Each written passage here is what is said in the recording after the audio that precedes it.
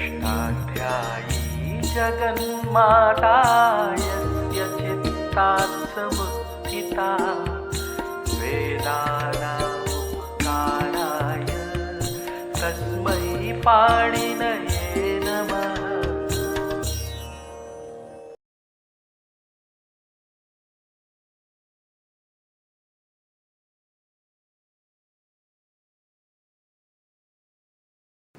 नमः पाणिनये। अब हम लोग लृट लकार के बाद लंग लकार पढ़ेंगे। ऐसा क्यों करेंगे? कौमुदी में तो लट लिट लुट लृट, यहाँ लृट पढ़ा, फिर लेट लोट लंग लिंग लुंग लिंग,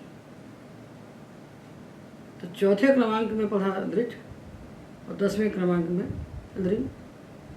ये महान अवैज्ञानिक है, ये घोर अवैज्ञानिक है। किसने कहा कि लृट के 6 लकारों के बाद लिंग बनाओ? आपने एक काल्पनिक क्रम पकड़ लिया, आकार आदि क्रम। लट लिट लुट ये आ ई ऊ का क्रम है, ये वर्णमात्रिका का क्रम है। ये केवल इसलिए बताया जाता है कि बच्चे छोटे छोटे लकारों के नाम याद कर लें। इसके सिवा इस क्रम का कोई प्रयोजन ही नहीं। प्रक्रिया का क्रम सर्वथा अलग होता है। हमने लृट बनाया तो 87 लृटों से स्या हो गया, तो स्या के बाद तित लकार के प्रत्यय लगे लट लकार के, तो स्यति सता स्यंति बन गए। और स्या के बाद गित लकार के प्रत्यय लगे लंग के, तो स्यत शताम स्यन बन गए। बस इतने ही तो भेद है लृट और लिंग में। यह तित लकार के प्रत्यय हैं, ये गित लकार के प्रत्यय हैं। मुख्य कार्य तो है स्या, उसको होता है डागम। जैसा लृट में होता है वैसे तो लिंग में होता है। और अडागम होता है, तो अडागम शुरू में बैठेगा और प्रत्यय बाद बैठेंगे, तो बीच में क्या रहेगा? धातु इच और स्या।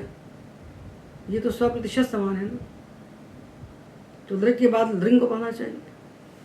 लृट में जितना कार्य हमने कर लिया, इडागम को जान लिया, अंग कार्यों को जान लिया, अतिदेशों को जाना, ये लृट और लिंग का 100% समान है। तो लृट के बाद लृंग पढ़ना चाहिए।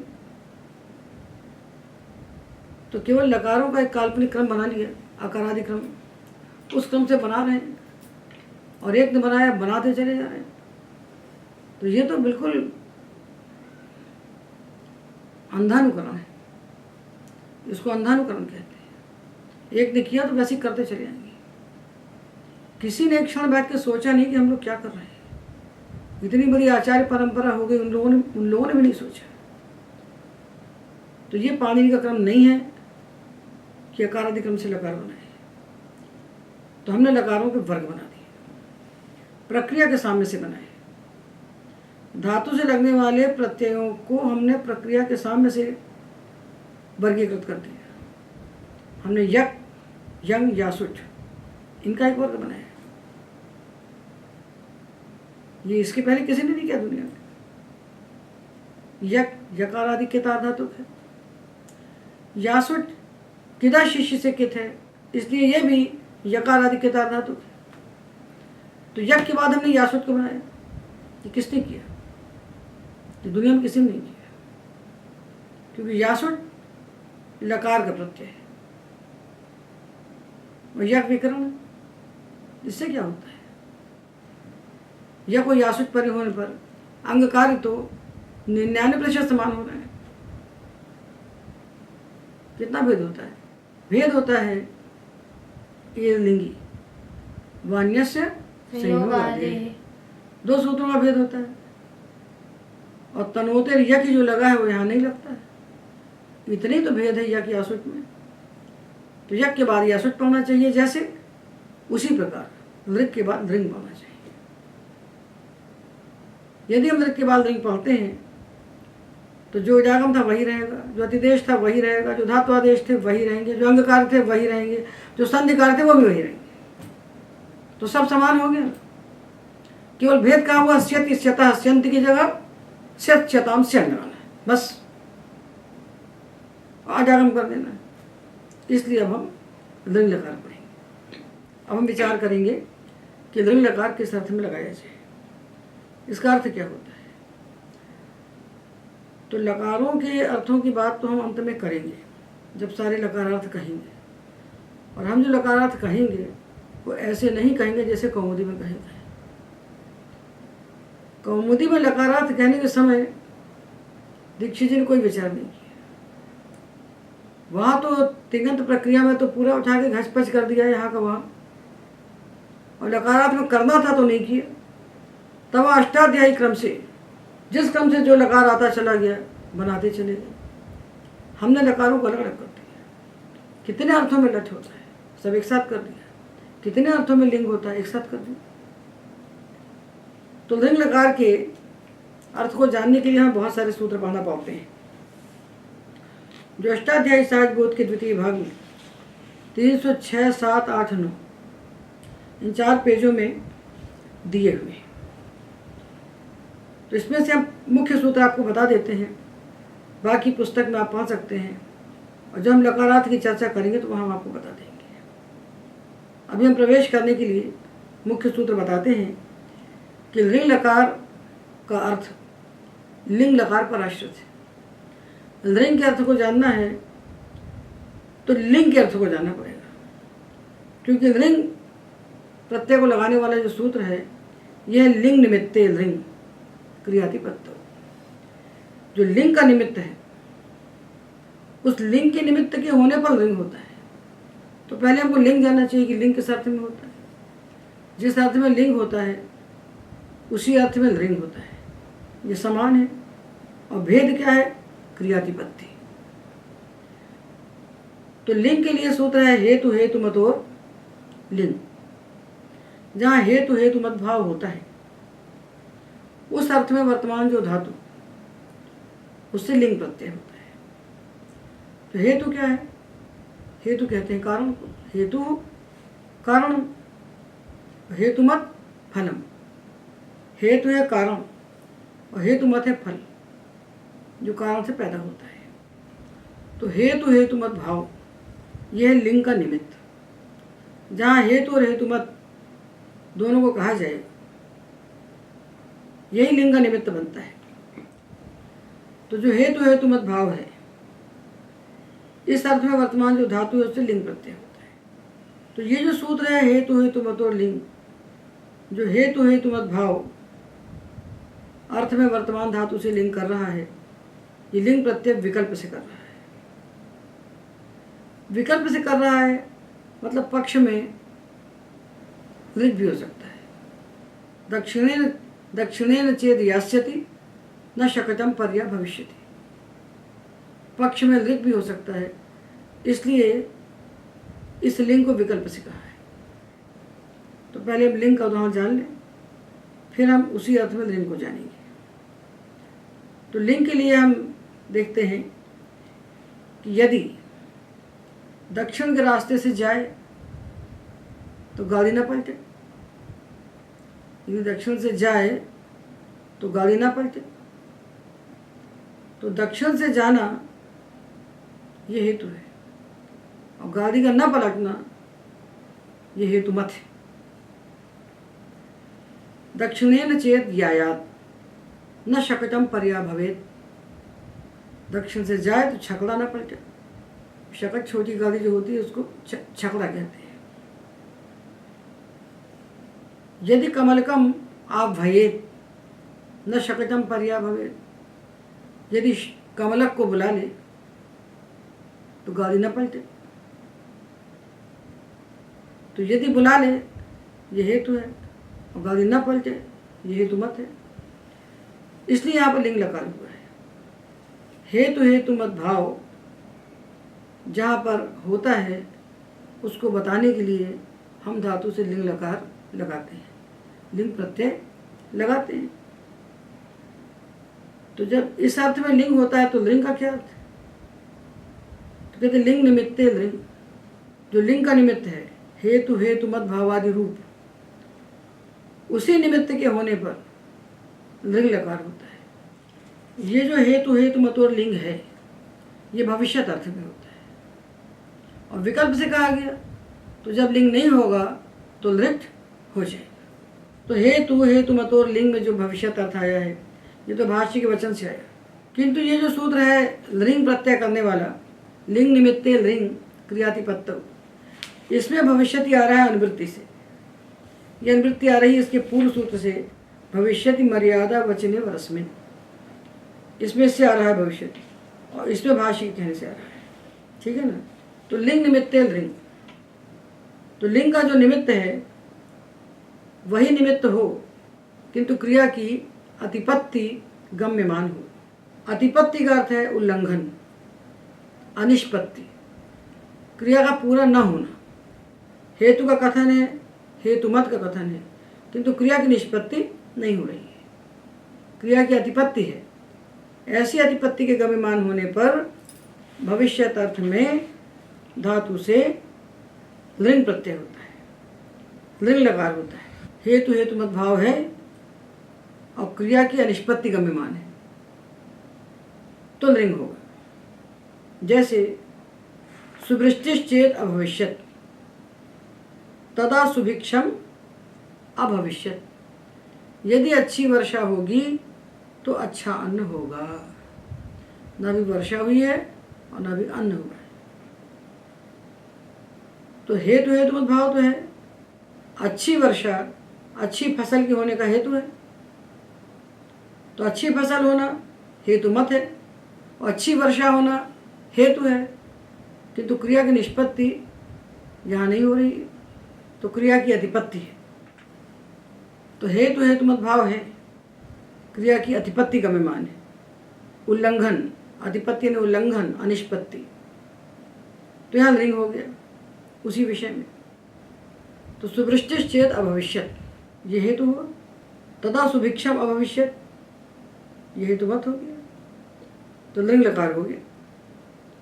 दक्षिणेन चेत आगमिष्यत न शकटम पर्या भविष्यत, दक्षिण से आएगा तो छकड़ा नहीं पलटेगा। यदि कमलकम आभास्यत न शकटम पर्या भविष्यत, यदि कमलक को बुला लेगा तो छकड़ा नहीं पलटेगा। भवान धृतेन अभूक्षत, यदि मत समीपम आगमिष्यत, आप घी से खाएंगे यदि मेरे पास रहेंगे।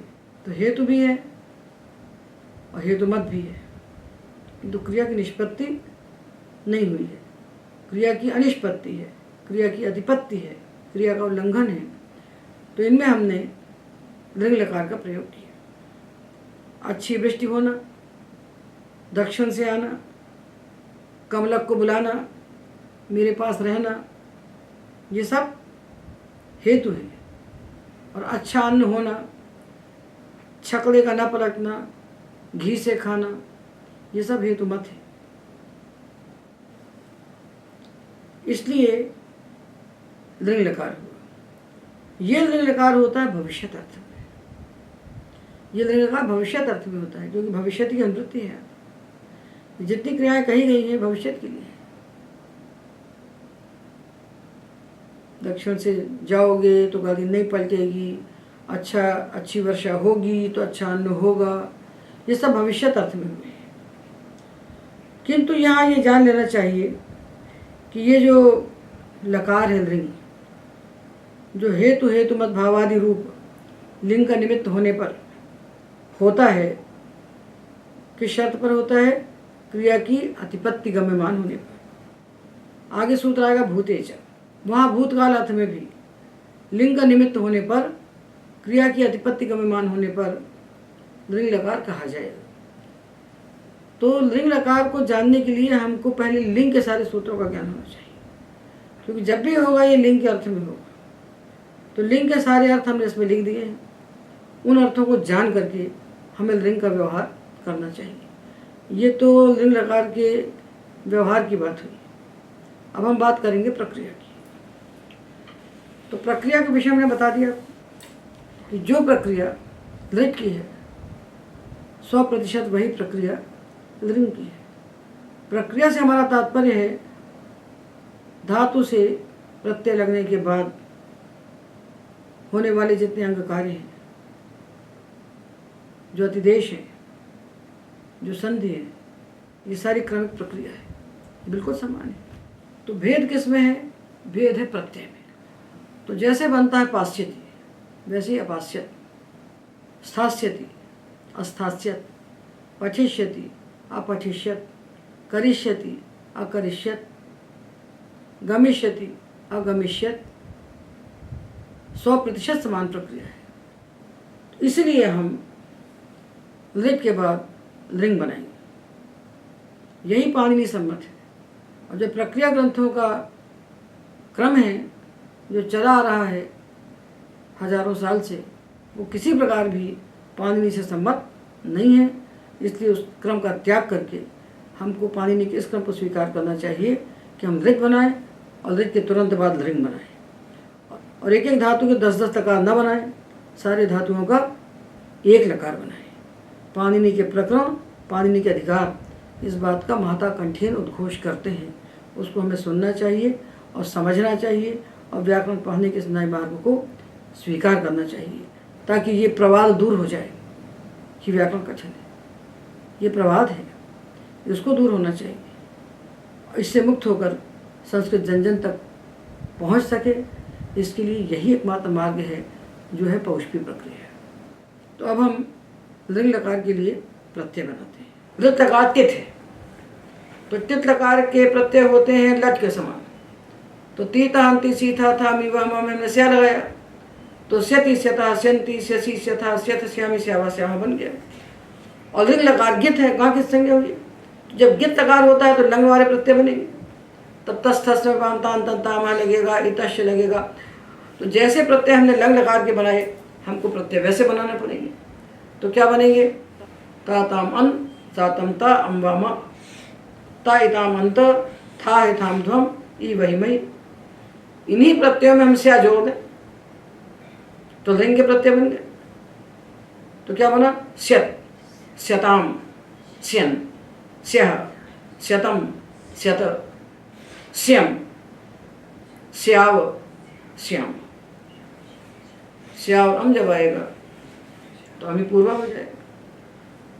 श्यम, श्याव, श्याम वाम आएंगे तो अतो दीर्घ यही हो जाएगा। और जो वसमस है उस वसमस के सकार का नित्यम गीता से लोप हो जाएगा। और तस थस था मिप को ताम तम ता अम हो जाएंगे। और जो ई आएगा तीसी का, उसको इतश्य से लोप हो जाएगा। और आत्मनिपद में कुछ नहीं होगा। तो वहाँ प्रत्यय थे ता, आताम झ, वहाँ तो चित आत्मनिपदा नाम तेरे किया था हमने चित लकार में, यहाँ तो ची को ए करना नहीं है। तो स्या लगाया तो स्यत, और स्या के बाद जब आताम आथाम आए तो स्या अदंत है, उसके बाद आताम आथाम आने पर हमने आतो गीता सूत्र से आ को ई बनाया और या का लोपो वे बलि से लोप कर दिया। तो बन गया स्या और इताम। अब आध गुना कर दिया तो स्येताम, स्यत, स्येताम, स्यंत, स्यथा, स्येथाम, स्यध्वम, स्ये, स्यावहि, श्यामहि। ये प्रत्यय बन गए। अब ये सारे प्रत्ययों के आदि में तो स्या बैठा है, जैसा ऋत में सारे प्रत्ययों के पहले स्या बैठा था, यहाँ भी स्या बैठा है। तो जो कुछ वहाँ हुआ वही यहाँ होगा। फर्क कहाँ हुआ? भेद कहाँ हुआ? प्रत्यय बदल गया। स्या के बाद वाले जो प्रत्यय थे तीन प्रत्यय वो बदल गए, पर धातु के सामने तो स्या बैठा है ना। दा धातु का हम बना रहे हैं लृट, तो हमने स्यति लगा दिया, तो दा के सामने स्या बैठा है ना। और दा से लिंग बनाया तब भी इसके सामने स्या बैठा है। तो जो रूप यहाँ बनेगा वही तो यहाँ बनेगा। फर्क कहाँ क्या हुआ कि ये प्रत्यय बदल, ये तीत है ता हो गया, तो खाली प्रत्यय बदलता है। तो प्रत्यय बना लीजिए, प्रत्यय बना लो, प्रत्यय बना के कंठ में स्थित कर लो बस। और बाकी दा से दास्यति बना है तो यहाँ क्या बनेगा? दा से दास्यत, पर यहाँ क्या होता है? लुंग लंग रिंग छोटू दाता है। लुंग लंग रिंग तीन लकारों के परे होने पर अजागम होता है अंग। और यदि अजादि धातु है तो आडागम होगा। ठीक है, ई धातु है तो इसको आडागम हो जाएगा। ई भी अनेक धातु है ई धातु है, आज़ादी है तो आजागम हुआ। और जब आग की बात ही आएगा तो आतश्य से वृद्धि हो जाएगी, तो क्या बनेगा? ऐश्यत, अदास्यत और ऐश्यत। क्या भेद हुआ लृच और लिंग में? जो तिंग प्रत्यय थे उनकी आकृति बदल गई। लट के प्रत्यय स्या में लगाया तो लृच बना, और लंग के प्रत्यय में स्या लगा दिया तो लिंग के प्रत्यय बन गए। तो हम अलग से लिंग क्यों पढ़े? लृच पढ़ा, उसी से हम लिंग बना लेंगे। तो एक भेद तो हुआ कि प्रत्यय बदल गया तिंग, और दूसरा हुआ इसमें अजागम आजागम हुए जो लृच में नहीं होते। तो लृच के रूप बनाइए, उसी के साथ इसको बनाइए। गमिष्यति अगमिष्यत, पास्यति अपास्यत, दास्यति अदास्यत, पठिष्यति अपठिष्यत, करिष्यति अकरिष्यत। जो बना वही बने। तो ये पूरा का पूरा लिंग लकार लृच के समान हो गया। पूरी प्रक्रिया वही इडागम है, वही सारे कार्य हैं। जैसा इडागम यहाँ होगा वैसे इडागम वहाँ होगा, जैसा संधि यहाँ होगी वैसी संधि वहाँ होगी। तो भेद कहाँ है? भेद तीन है। एक भेद हुआ प्रत्यय बदल गया, लंग के प्रत्यय लग गए श्या में।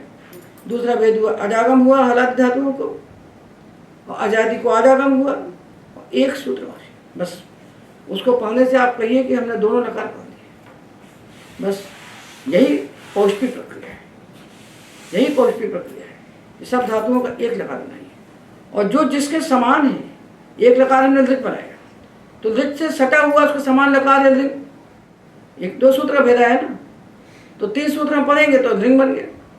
इसलिए लृच के बाद लिंग होना चाहिए। तो लकारों को बना लिया कालादिक्रम से, लट लिट लुट तो लृच बनाएंगे, और लृच बनवाते हैं कौमुदी में लृच बनाएंगे, फिर लंग लिंग लुंग बना के अंत में लिंग बनाएंगे। तो लृच बनाएंगे, उसके बाद लोट बनाएंगे, फिर लंग, फिर विधिलिंग, फिर आशीर्लिंग, फिर लुंग। इतना घुसेड़ के बीच में फिर अंत में जाके लिंग बनाएंगे। तो क्यों ऐसा करना? जैसा पानी में बनाया है सटा के, वैसे सटा के हम भी बनाए। तो एक सूत्र का भेद होता है, वो सूत्र है विभाषा लुंग लिंगो। ये ध्यान रखिए, प्रत्यय जो होते हैं ना चार प्रकार के हो जाते हैं। स्यति स्यता स्यंति, स्यसि स्यथा स्यथ, श्यामी श्यावा श्यामा। विडागम हुआ तो इष्यति इष्यता इष्यंति, इष्यसि इष्यथा इष्यथ, इष्यामि श्यावा श्यामा। ऐसे आत्मनेपद, आत्मनेपद के क्या प्रत्यय है? स्यते स्यते स्यन्ते, स्यसे स्यथे स्यध्वे, स्ये स्यावहे श्यामहे, इष्यते इष्येते इष्यन्ते, इष्यसे इष्येथे इष्यध्वे, इष्ये इष्यावहे इष्यामहे। लिंग क्यों है? ऐसे लिंग बनाइए। स्यत स्यताम स्यन, स्या स्यतम स्यत, स्यम स्याव श्याम। इष्यत इष्यताम इष्यन, इष्यः इष्यतम इष्यत, इष्यम इष्याव इष्याम। आत्मनेपद में स्यत स्येताम स्यन्त, स्यथाः स्येथाम स्यध्वम, स्ये स्यावहि श्यामहि। अब इडागम कर दीजिए। तो इष्यत इष्येताम इष्यन्त, इष्यथाः इष्येथाम इष्यध्वम, इष्ये इष्यावहि इष्यामहि। इडागम किया तो प्रत्यय को शा कर दीजिए, शत आदिश प्रत्यय से बस। तो प्रत्यय तो बन गया एक बार, प्रत्यय एक बार बनता है, एक प्रकार का बन गया। धातु को बार बार बनाना पड़ता है। तो जैसा हमने प्रकार का रूप बनाया वैसे बना लेंगे। एक सूत्र का फर्क पड़ेगा, वो पड़ेगा इंग धातु है। इंग अध्ययन धातु है, इंग अध्ययन धातु है। जब धातु में गा की संज्ञा होती है तो धातु हो जाता है आत्मनेपदी। हम दात ज्ञत आत्मनेपद। जैसे प्रत्यय लग गया स्यति। अब इंग धातु से ये कौन बताएगा? तो इकारांत में श्वी श्री दो सेठ होते हैं, बाकी अनिट। तो अनिट हो गया तो प्रत्यय यही लगेगा। अब स्यते लग गया, ये तो इडागम का विचार हुआ। फिर विचार क्या करेंगे? अंग कार्य का। अतिदेश कुछ नहीं है, तो ये प्रत्यय कित नहीं है तो इसको गुण हो गया, ये श्यते बन गया। और इंग धातु हमेशा आदि उपसर्ग के साथ बोला जाता है, आदि और एष्यते। तो हमने क्या बना लिया इसको, ये कोई एनर्जी किया, अध्येष्यते, ये बन गया। क्या करना पड़ा? कुछ नहीं करना पड़ा। पहले विचार किया जागम करना कि नहीं, तो विचार ने क्या बताया कि श्वी श्री दो ही सेठ हैं, इकारांत में तो इंग अनिट है, तो अनिट हो गया, तो हमने सेते लगा दिया।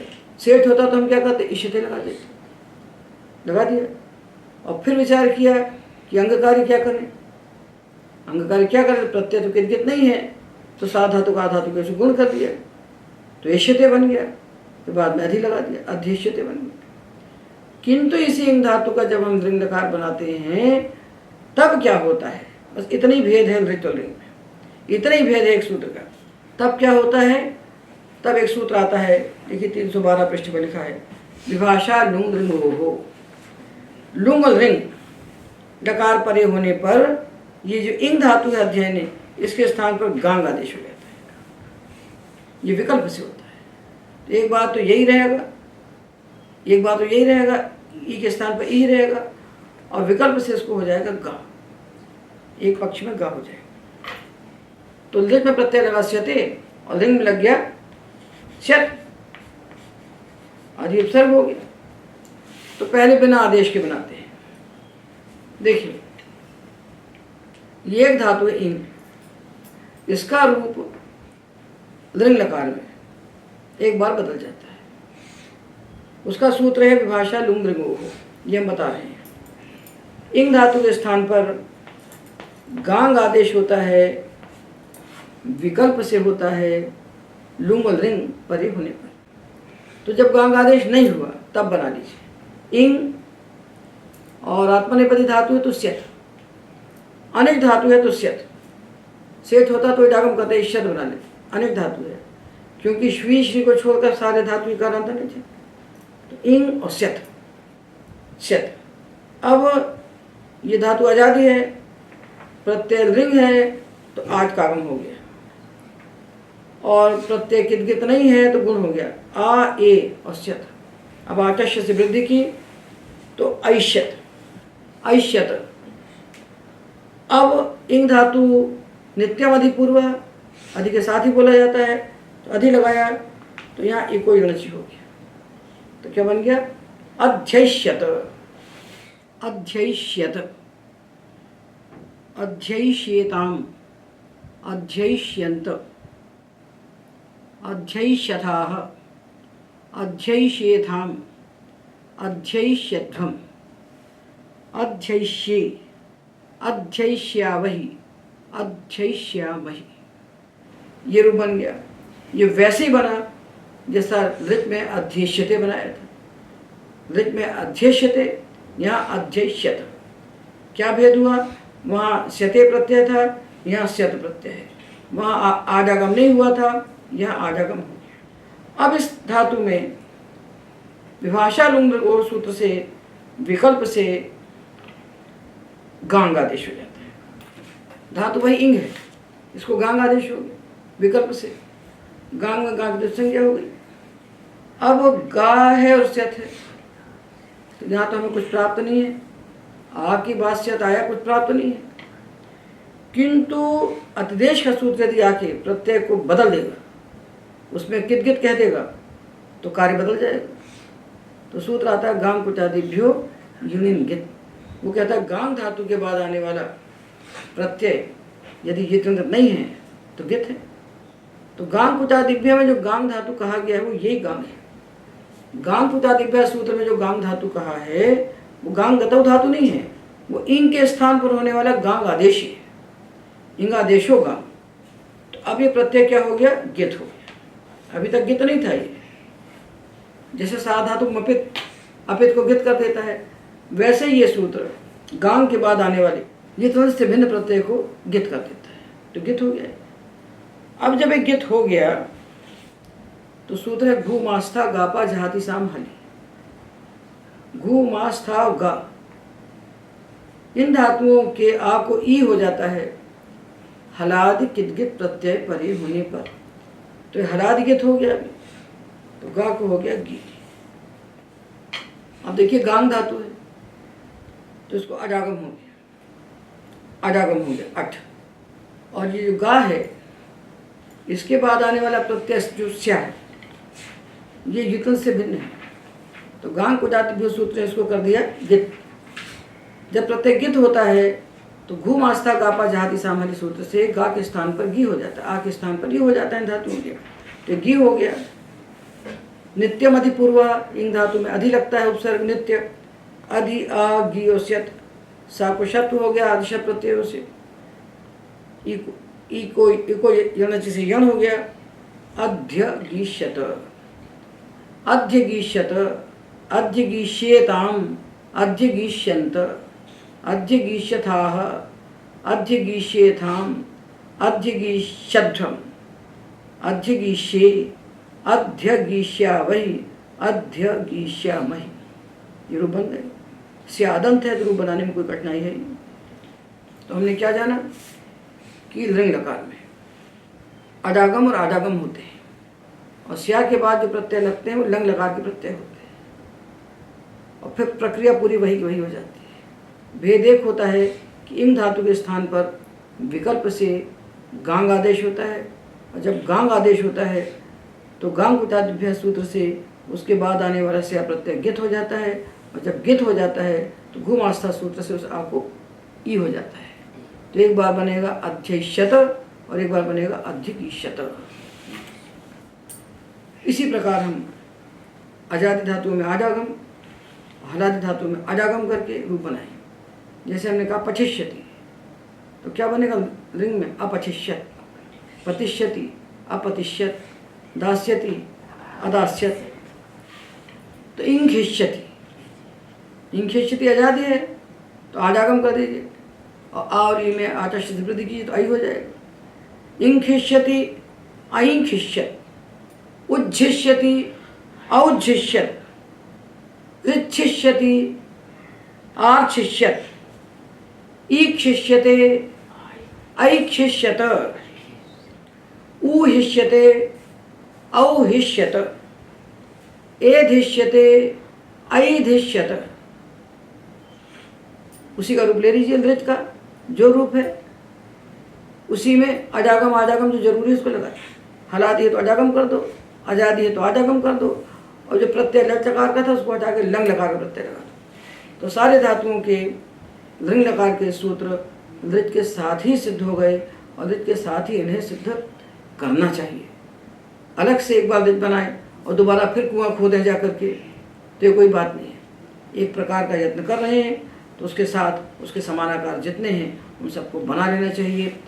यही पौष्पी प्रक्रिया है और यही पाणिनी प्रक्रिया है। एतावदेव।